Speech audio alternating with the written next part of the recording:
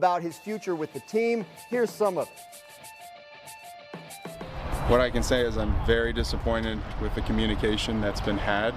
It's very, former players have walked in these shoes, and what it foreshadows is not something that I'm excited about to tell my wife and family. They see how hard I work.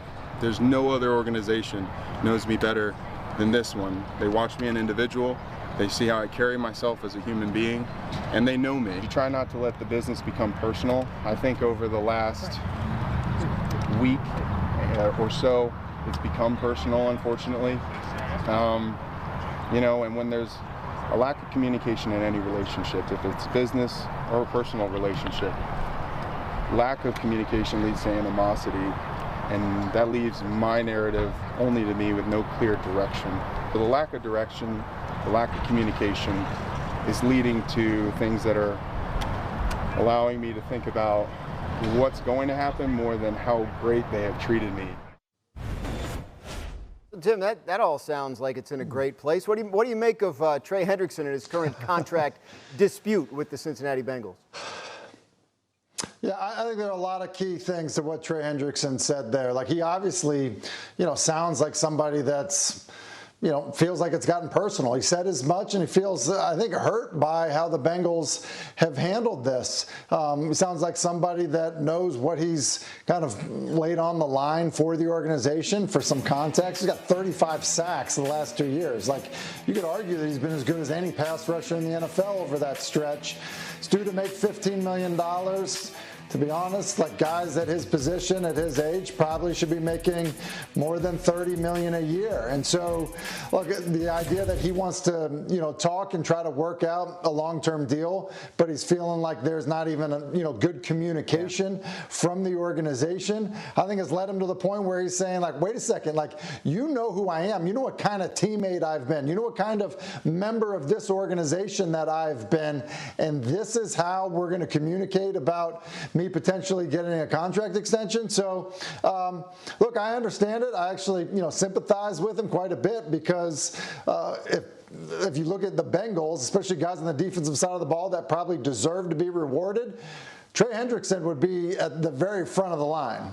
Sure, and look, they've had conversations throughout the offseason. They did get extensions done with their star wide receivers, Jamar Chase and T. Higgins, and obviously I think Trey Hendrickson felt like he would be next. They haven't been able to make it work. He's going to be 31 years old at some point this season, and that may be part of the holdup, but nonetheless, things do not seem to be in a great place between Trey Hendrickson and the Bengals. Now, back in February, Bengals quarterback Joe Burrow talked about the contract situations that were coming up this offseason in Cincinnati, and he had some suggestions on how they could make everybody happy. Here's what Burrow said to Barstool Sports at the time. Quote, "You could convert some of the money into a signing bonus, which will lower the cap hit. You can push some of the money to the back end of the contract. That lowers the cap hit. And then when you get to the back end of the contract, you can restructure it and convert it to a signing bonus. The Eagles are paying everybody. That seems like the way, whatever they're doing." So it all sounds simple. There's no doubt about it. When the Bengals have spoken publicly this offseason, they've talked about how they do have the cap space to extend all these guys, Tim. But what do you make of the Burrow side of all this? I'm sure he's happy they got Higgins and Chase done, but he would like Hendrickson there as well. Yeah, I think this is one of these scenarios where when you're the star player and you're the guy that's making the most money of anybody on the roster, look, your posture and position needs to be exactly what Joe Burrow is saying there, which is very player and teammate friendly. And look, oh, hey, these other teams are doing it, and there's got to be a way to work it out, and I'm willing to be, you know, flexible with how I'm getting paid. Like, that's what you say. Whether it's true or not, like, that's what you say. And then, you know, ultimately, it's not Joe Burrow's job to be, you know, the salary cap guy. It's the Cincinnati Bengals' job to figure out how to negotiate good deals with their star players, retain their good players, to draft players that can play on rookie contracts. And then it's Joe Burrow's job to try to be as good as Patrick Mahomes or Lamar Jackson or anybody that he's going to face in his conference. So I think it's one of these things where, like, we can put a lot of stock into what Burrow is saying, saying, at the same time, he's always going to be player friendly. And ultimately, the team has to decide that they're willing to reward their star players and structure them to deals that make sense. You mentioned Trey Hendrickson's age. Look, yeah, he will turn 31. He's got 35 sacks the last 2 seasons. That is hard to replace. That is really hard to replace. And so I think when you look at it from Cincy's perspective, yeah, it's great to have 2-star wide receivers, but be careful because you might lose your best edge rusher. As we mentioned earlier, welcome in now Adam Schefter. Adam, what more can you tell us on this whole situation, where things stand with the Bengals and Trey Hendrickson?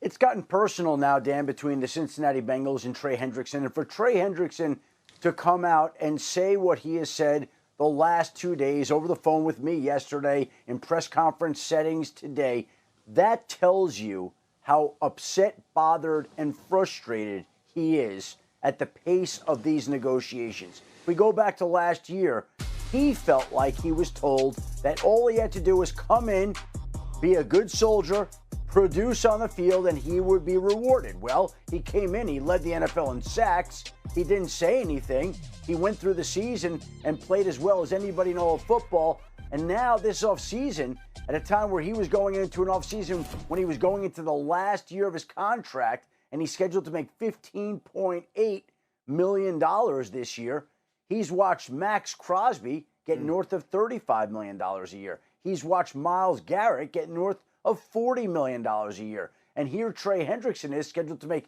$15.8 million with less time on his deal, closer to free agency, with a team that told him if he just did what he was supposed to last year, that he would be taken care of this year. And he's frustrated because the team has not only not returned his phone calls since the draft, or at least not communicated with him, but they obviously had comments to make at the owners' meetings about how he should be happy to play for what he's playing for. And then, of course, you have a situation where all these other players are being paid right now. And I just think he feels like it's time to speak up. He's been silent too long. He's let the team dictate how he was going to behave.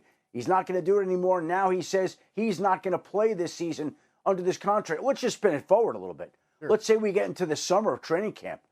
You can imagine he'll be holding himself out of practice or saying his back's bothering him and what it would be like going into the opening week of the season. This is a team that has started very slow in recent years. It's trying to reverse all that. They've signed their wide receivers. They haven't signed their defensive end. They need this not to be a distraction going into the season, both sides. No doubt about it. And obviously his leverage, Adam, as you know, is I'll hold out, I won't play. We've seen some players go into the regular season willing to miss real games in an effort to get what they want out of these contracts. You spoke to him on the phone. You said yesterday, like, that feels like a realistic possibility to you at this point? Well, it's middle of May, Dan, right? Yeah. And this is his leverage, what he can do. But I think his point is, okay, so if I lose, a few $100,000, even $1 million, what are we talking about in the grand scheme of things when there are other pass rushers making north of $35 and $40 million a year, and he's going into the last year of his contract? I think he feels insulted. Like I said, it got personal. For whatever reason, Zach Taylor sent him a fine letter saying that if you're not at mandatory minicamp 30 days out, then we're going to fine you. And he's thinking